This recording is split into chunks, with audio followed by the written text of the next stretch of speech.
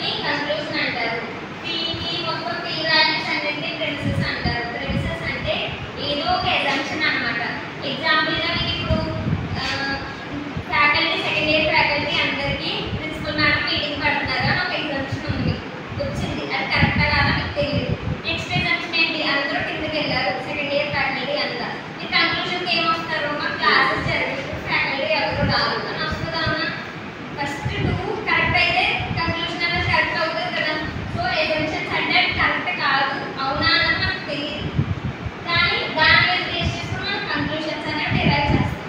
ఇది మొత్తం టాపిక్. లాస్ట్లో ఏంటి కదా, ఈ క్యూ అంటే కంక్లూజన్, ఇది పీ అంటే ప్రిమిసెస్. దీన్ని బేస్ చేసుకుని అలా కంక్లూజన్ తీసుకొస్తాం. ఈ కంక్లూజన్కి ఇక్కడ మనం 3 డాట్స్ అనే సింబల్ పెట్టేసి మీనింగ్ ఏది కూడా మీనింగ్.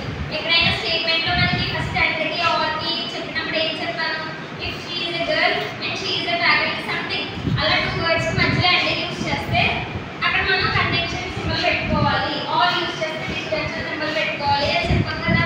అదే లాస్ట్లో ఎక్కడైనా స్టేట్మెంట్ therefore యూజ్ చేస్తే అది కంక్లూజన్ అని మనం చూసుకోవాలి. అర్థమైందా? నేను ఎగ్జాంపుల్స్ కింద వస్తాయి అప్పుడు మీకు చూసినట్టు అనుకోండి.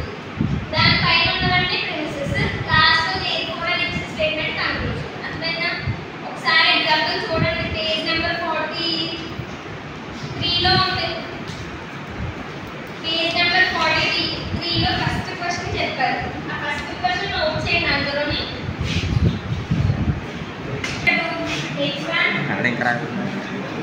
H1 ఏంటి, negation Q. P implication Q. Conclusion ఏంటి, negation queue.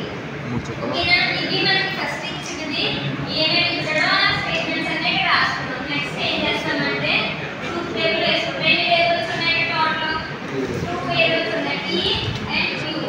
First P and Q. P కి ఎన్ని వాల్యూస్ వస్తాయి చెప్పండి. థర్డ్లో P కి ఎన్ని వాల్యూస్ వస్తాయి?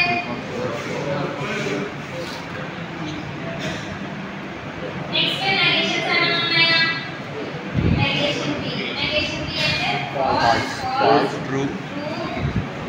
Next negation Q. False, true, false, true. Last statement ఏమైనా ఉందా? H2 P implication Q. P false, true, true. Last ఇంకా మనం ఏం చేయాలంటే H1 ఏంటి ఐడెంటిఫై చేయాలి. H1 ఏంటి, ఇది H1. H2 ఏంటి, P ఇంప్లికేషన్ Q. ఇది H2. C ఏంటి, నెగేషన్ Q.